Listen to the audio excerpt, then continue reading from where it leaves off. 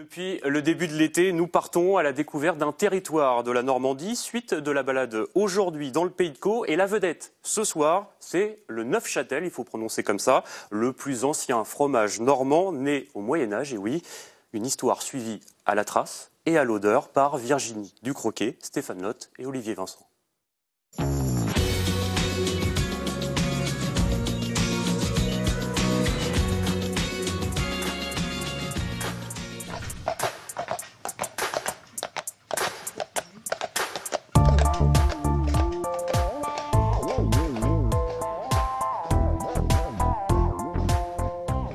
Le Pays de Bray n'est pas peu fier de son fromage qui s'appelle le Neufchâtel et qui porte le nom de la deuxième ville la plus peuplée de ce pays. Chaque année, plus de 1500 tonnes de ce fromage sont commercialisées et une trentaine de tonnes est exportée à l'étranger. C'est un débouché direct et valorisant pour le lait produit ici. Il y a 28 producteurs, 22 fermiers et un bio.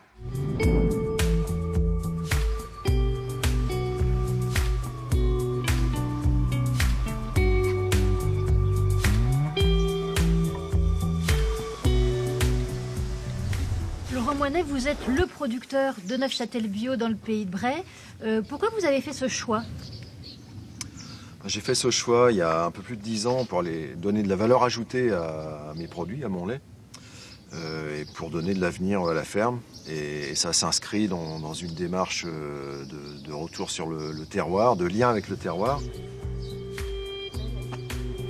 C'est une façon de produire qui respecte l'environnement et donc qui est vraiment en phase avec le terroir braillon, avec les herbages, voilà, une production très naturelle. On est dans une région où l'herbe pousse assez facilement, donc c'est assez facile finalement de faire du lait biologique. Moi je constate que beaucoup de fermes essayent de gagner en productivité et pour gagner en productivité, ils adoptent les mêmes pratiques que les fermes picardes ou du Pays de Caux, où on a une production très intensive.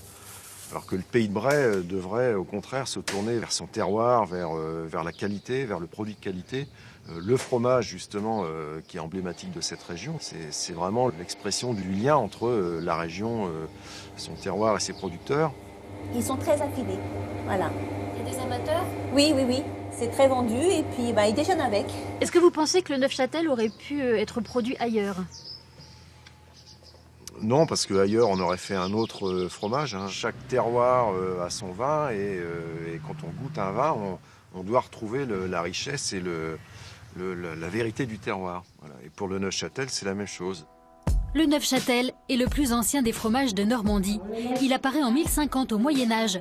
300 ans plus tard, lors de la guerre de 100 ans, les jeunes Normandes lui donnent sa célèbre forme de cœur avant de l'offrir aux soldats anglais. Aujourd'hui, l'appellation d'origine protégée autorise aussi le moulage en briquettes, en carré et en bonde. L'essor du Neufchâtel a eu lieu au 19e siècle. C'est l'époque aussi de la naissance du fameux petit Suisse Gervais. Autre célébrité de la région, inventé en 1850 par une fermière picarde, le petit Suisse est produit en masse dès 1852 par le braillon Charles Gervais, propriétaire de la laiterie de Ferrières-en-Bray. À présent, cette laiterie poursuit la fabrication de petits Suisses, mais aux fruits. Passons du producteur de Neufchâtel à la future productrice de mozzarella. À Gaillefontaine, Angélique et Christophe Gaufre se lancent dans la fabrication du fromage italien. Dans leur ferme, ils font cohabiter ânesse et bufflone d'eau de type européen. On cherchait des animaux qui seraient adaptés à notre terrain, qui est très humide. Et on aurait pu prendre des oies. Finalement, on a pris des buffles. Et puis avec le lait du bufflone, on fabrique de la mozzarella comme en Italie. Il faut vraiment du lait de bufflone, ça peut se faire aussi au lait de vache, non? Alors, ça peut se faire au lait de vache avec n'importe quel lait. Mais historiquement, en fait, la mozzarella a été fabriquée avec du lait de bufflone. La recette, vous l'avez déjà? Vous êtes en train de l'expérimenter? On est en train de faire des essais tous les jours. Et puis là, on se rapproche du but. Pour vous, c'est important aussi de faire un produit adapté à l'endroit où vous habitez? Ça, c'est indispensable, c'est sûr. Oui, on n'allait pas non plus prendre des girafes. Avant de prendre les buffles, on s'est quand même renseigné, savoir si ça allait bien s'adapter en fait à notre milieu. Et sur le papier, c'était OK, elles allaient être bien chez nous et on l'a vérifié. Voilà, ça fait 2 hivers qui passent ici et ça se passe très très bien. Et quelles sont les prochaines étapes du projet? La première étape, donc, ce sera la recette de la mozzarella, la commercialisation, tout en circuit court. Et après, on aimerait bien aussi faire de la ricotta ou de la mascarpone, développer d'autres fromages. Pour suivre l'avancement du projet, vous pouvez consulter le site unefaidanslazinerie.com, tout en minuscules et en attaché.